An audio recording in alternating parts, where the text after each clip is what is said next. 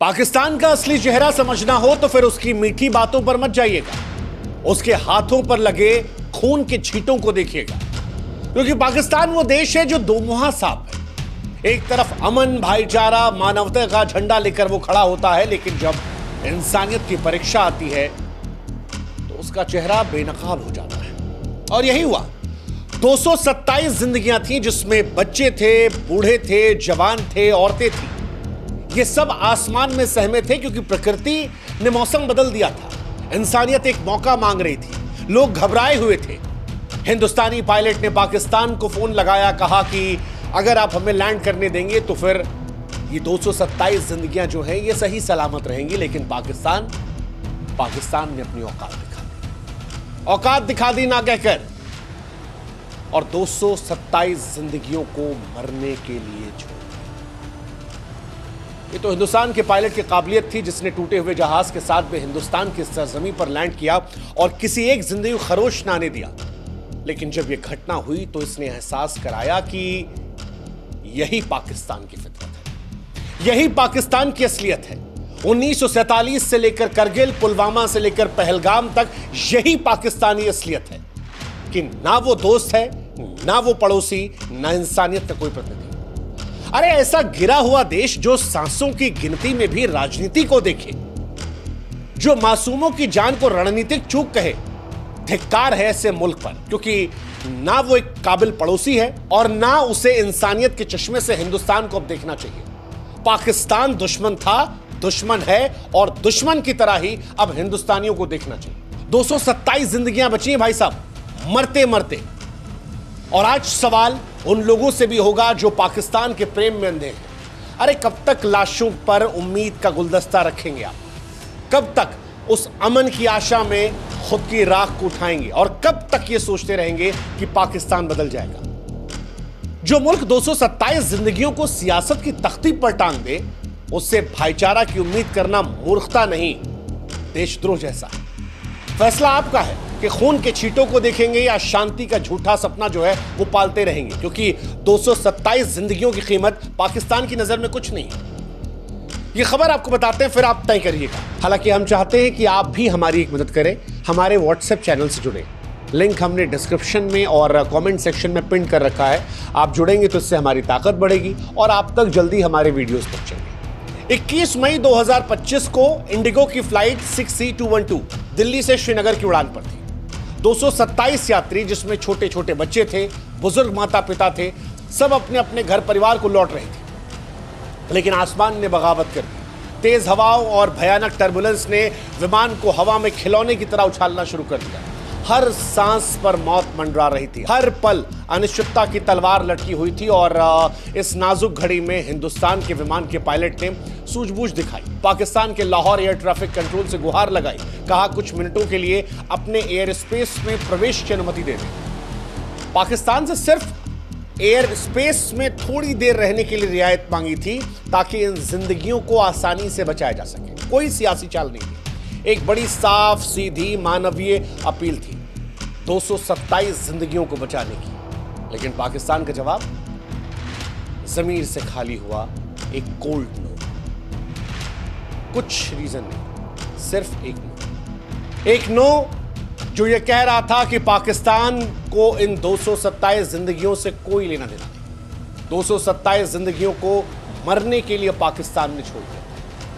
Lahore ATC का इंकार कोई तकनीकी मसला नहीं था, यह एक सोची समझी सियासी साजिश थी। एक सोच थी जो स्पष्ट थी कि भारत के खिलाफ किसी हालत में मदद नहीं होगी, चाहे 227 जिंदगियां रहें या ना रहें। यह खबर वैसे तो 24 घंटे पहले आई थी, लेकिन हम इंतजार कर रहे थे कि इसकी आधिकारिक पुष्टि कर दी जाए। और जब डीजीसीए ने इसकी आधिकारिक पुष्टि की कि लाहौर एटीसी ने इस मानवीय अपील को ठुकरा दिया, अपनी असलियत को, अपने अंदर के घिनौनेपन को उजागर कर दिया, तो हमें लगा कि आज इस पर संवाद करना होगा। आज संवाद भी करना होगा और भारतीय पायलटों की हिम्मत और कौशल को सलाम भी करना होगा, क्योंकि उन्होंने वो कर दिया जो पाकिस्तान की इंसानियत नहीं कर पाई। 227 जिंदगियां बचा ली, आज उनको हम सलाम कर रहे हैं।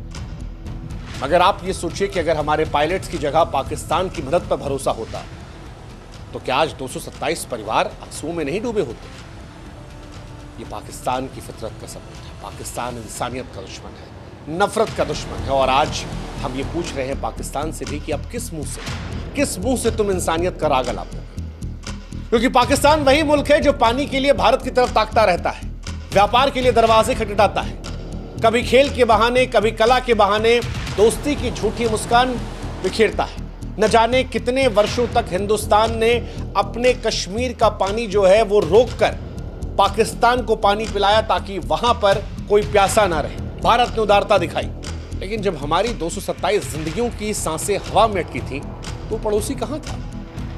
लाहौर एटीसी का वो ना का जवाब सिर्फ एक जवाब नहीं बल्कि पाकिस्तान की हकीकत का आईना है। जो मुल्क 227 मासूमों की जान से खिलवाड़ कर सकता है वो दुनिया को इंसानियत का कैसा पाठ पढ़ाएगा? जिसके लिए बच्चों की सिसकियां, बुजुर्गों की दुआएं और परिवारों का भविष्य महज एक ना की कीमत है, वो भाईचारे की बात कैसे कर सकता है? और पाकिस्तान ये कोई पहली बार नहीं कर रहा है। हम बेवकूफ हैं जो पाकिस्तान के बारे में सोचते हैं कि ये बदल जाएगा। लेकिन अब दुनिया को भी देखना होगा कि जिस पाकिस्तान को 227 जिंदगियों से कोई लेना देना नहीं, क्या हम उसकी मदद करेंगे? पाकिस्तान ये भूल रहा है कि अभी भी सिंधु जल समझौते के तहत उसे पानी की जरूरत पड़ेगी। आज हमने कहा है लेकिन डैम नहीं बनाया है, और जिस दिन हम डैम बनाएंगे पूरा पाकिस्तान प्यास से मर जाएगा। हो सकता है हिंदुस्तान एहसास करता कि ठीक है चलो थोड़ी रियायत कर देते हैं इंसानियत के नाम पर, मानवता के नाम पर, लेकिन पाकिस्तान वो भी डिजर्व नहीं करता। वैसे पाकिस्तान का इतिहास यही है, जब जब आप भरोसे की उम्मीद करेंगे तब तब वो आपके पीठ पर खंजर मार देगा। 1947 में बंटवारे के नाम पर इंसानियत तो कुचला, खून से भरी गलियां और जुड़े हुए घर। फिर 1965, 1971, 1999, हर बार जंग की साजिश, हर बार दोस्ती की उम्मीद तो गोली मारना। 26/11 में मुंबई में समंदर के रास्ते मौत भेजा, मासूमों की चीखों को शहर की गलियों में गुजा दिया।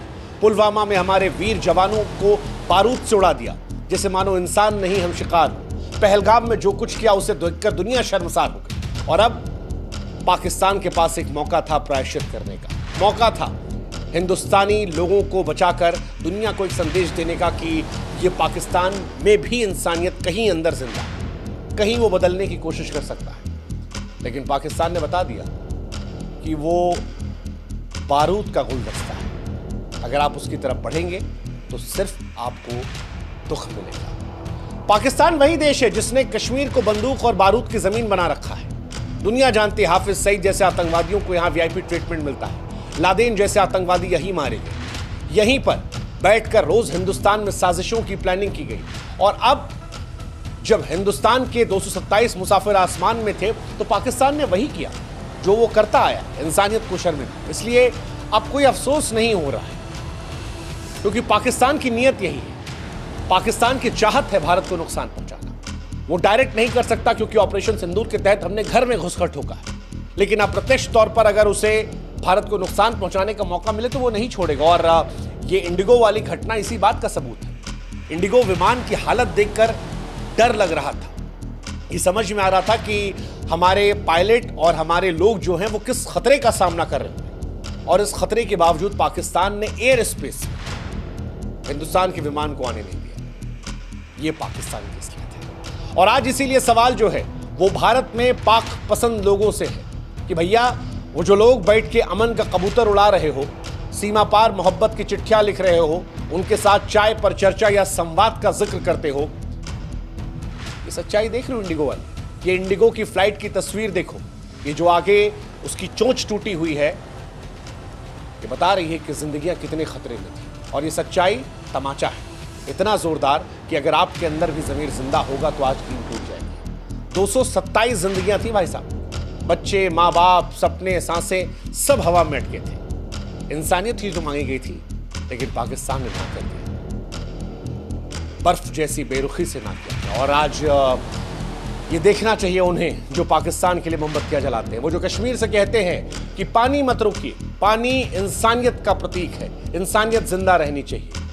एक तरफा इंसानियत, एक तरफा मोहब्बत दोनों अच्छी नहीं होती, और पाकिस्तान से एक तरफा इंसानियत अब हमें भी नहीं करनी, क्योंकि जो मुल्क हवा में तड़पती हुई 227 जानों को मरने के लिए छोड़ दे, उससे अमन की उम्मीद करना बेवकूफ़ी है, और उसके लिए इंसानियत करना भी बेवकूफ़ी है। संवाद और मदद वहीं होती है जब सामने इंसान बैठा हो, लेकिन सामने जब इंसान की शक्लों में हैवान बैठे हों जो इंसानियत को गोली मारकर नजरअंदाज कहते हो, तो फिर जवाब यही होता है कि लात की भाषा और लहू की जुबान। इसलिए वक्त है अब नकली शांति दूत जो है वो किनारे हो जाए और जो पाकिस्तान के प्रेम में बैठे हैं वो अब शांत हो जाए, क्योंकि पाकिस्तान के प्रेम के चक्कर में आप भी नपोगे और पाकिस्तान को कोई फर्क नहीं पड़ेगा। वो आतंक की फैक्ट्री है, इंसानियत का कातिल है। और अगर अभी भी कोई आंख मूंद के पाकिस्तान का गाना गा रहा है तो भैया आपकी आंख पर पट्टी मोटी है, आपके अंदर का इंसान और जमीर जो है वो मर गया है और आपसे संवाद करना बेवकूफ़ी है, क्योंकि आप भी फिर पाकिस्तान जैसे ही हो कि ना भरोसा किया सकता है, ना रिश्ते काबिल हो, ना अपनों से आपको कोई फर्क पड़ता है। खैर, पाकिस्तान ने एक बार फिर वही किया जो हमेशा से था, झूठ, फरेब, नफरत। लेकिन ये फ्लाइट की घटना जो है ये बड़ी संवेदनशील है, मानवीय आधार पर है, क्योंकि एक बहुत छोटी सी अपील थी, बहुत छोटी सी उम्मीद थी, इंसानियत की उम्मीद। ये परेशान करने वाली है कि यार इतनी छोटी सी बात थी, आपकी एयर स्पेस में जाते, मौसम खराब था, थोड़ी देर में वहां से लौट जाते, कोई फर्क नहीं पड़ता, ना आपको पड़ता ना हमें पड़ता। लेकिन आज हर भारतीय को अपने आप से सवाल करना चाहिए कि ये जो नकली भाईचारा है, इंसानियत का राग है, ये कब तक हम लोग भी अलापते रहेंगे। 227 जिंदगियां, आप सोचिए कितना बड़ा नंबर है। और वैसे भी जो देश आतंक को दूध पिलाता हो, इंसानियत को ठोकर मारता हो, हिंदुस्तान में कभी बंबई में अटैक, कभी पहलगाम में चुन चुन के लोगों को मरवाता हो, उससे इंसानियत, अमन की उम्मीद करना सही है या हम और आप बेवकूफ? देखो, आज हमारी किस्मत अच्छी थी, आज हमारे पायलट जो थे वो काबिल थे, वो फरिश्ते बनकर आ गए, बचा लिया। लेकिन आप कल्पना करो कि वो ना होते तो क्या होता। पाकिस्तान का एक ना हमारे 227 लोगों की जिंदगियां निकल लेता। पाकिस्तान एक और ना कहकर 227 ताबूतों का तमाशा देख रहा होता। उसका क्या है, वो तो झूठा मुल्क है, कह देता हमसे मदद ही नहीं मांगी गई। जो मुल्क युद्ध के दौरान हार के बाद जीत का जश्न मना रहा है, वो कुछ भी झूठ बोल सकता है, उससे क्या करते आप? अब सवाल यही है कि अभी भी आप मुंह पालोगे या हकीकत तो गले लगाओगे? एक जहरीले सांप को फूल समझोगे या वक्त रहते ये कहोगे कि सरकार इसका फन कुचलो, सेना इसका फन कुचलो? ये दोस्ती के लायक नहीं। हर बार इसने धोखा दिया है और इस बार 227 जिंदगियां थी। 28 लोगों की मौत के लिए हम पाकिस्तान के घर में घुसकर मारने पहुंच गए थे और 227 लोगों की जान जिसे पाकिस्तान ने जोखिम में डाला, जिन्हें मरने के लिए छोड़ा, क्या उसके लिए हम आवाज नहीं उठाएंगे? क्या अभी भी हम उस मुल्क से मोहब्बत करेंगे जो हमारे लोगों को, उनके सपनों को मारने वाला था? या ये हम इंतजार करेंगे कि नहीं नहीं नहीं नहीं नहीं, जिस दिन हमारे घर का कोई उस फ्लाइट में होगा उस दिन हम सवाल करेंगे? वैसे एक घटना हुई है, एक बड़े पत्रकार हैं जिनके परिवार की एक सदस्य जो है वो उस फ्लाइट में थी, जो आम तौर पर अलग राय रखते हैं, जो ये कहते हैं कि भाई आप ऐसा करेंगे तो वैसा होगा, ये वो, दाएं बाएं, लेफ्ट राइट सेंटर। लेकिन आज वो कह रहे थे क्योंकि उनकी अपनी धर्मपत्नी जो है वो वहां मौजूद थी। तो क्या हम इंडिविजुअल केसेस के आने के बाद ही सवाल उठाएंगे कि जब तक जख्म हमें ना लगे, हमारी चोट ना पहुंचे? क्योंकि हिंदुस्तान में बड़े काबिल लोग, बड़े सारे इन्फ्लुएंसर है जो कहते हैं जी इंडियन आर्मी जो है वो पाकिस्तान आर्मी से लड़ रही है। हमारा पाकिस्तान से कोई वास्ता नहीं, पाकिस्तान से कोई मतलब नहीं। पाकिस्तान आर्मी और इंडियन आर्मी की लड़ाई है, उनके घर की लड़ाई है। वो भी हमारे आपके जैसे लोग हैं जो सरहद पर खड़े हैं, वो भी हमारे आपके जैसे लोग थे जो उस फ्लाइट में खड़े थे, मौजूद थे, जिनकी सांसें अटकी हुई थी। उस फ्लाइट को एक बार देखिएगा और अंदाजा लगाएगा कि अगर आपका कोई अपना इस फ्लाइट के अंदर होता तो भी क्या यही कहते आप? वक्त है अब हम स्पष्ट कर लें कि पाकिस्तान एक दुश्मन मुल्क है, जिसको देखने का नजरिया उसी तरह से होना चाहिए, कोई मानवीय संवेदना। और पाकिस्तान, हम आपसे जाते थे इतना ही कहेंगे। एक शेर हमें याद आया है कि दुश्मनी जितनी मन करे जमकर करना, मगर गुंजाइश इतनी रखना, जिंदगी में फिर कभी दोस्त बने तो उस दिन शर्मिंदा ना हो। तो वो जो गुंजाइश थी ना दोस्ती वाली, वो यहां पर आ गई। मौका था आपके पास इंसानियत की मिसाल पेश करने का, आपने जहर निकाला, कोई बात नहीं, वक्त सबका आता है। हमारी किस्मत अच्छी थी, हमारे लोग बचे, लेकिन हमारी नीयत को हमारी कमजोरी मत समझिएगा। वक्त आएगा मानवीय संवेदनाओं को दिखाने का, हम आपको भी दिखाएंगे कि हिंदुस्तान क्या कर सकता है। जय हिंद, जय भारत, नमस्कार।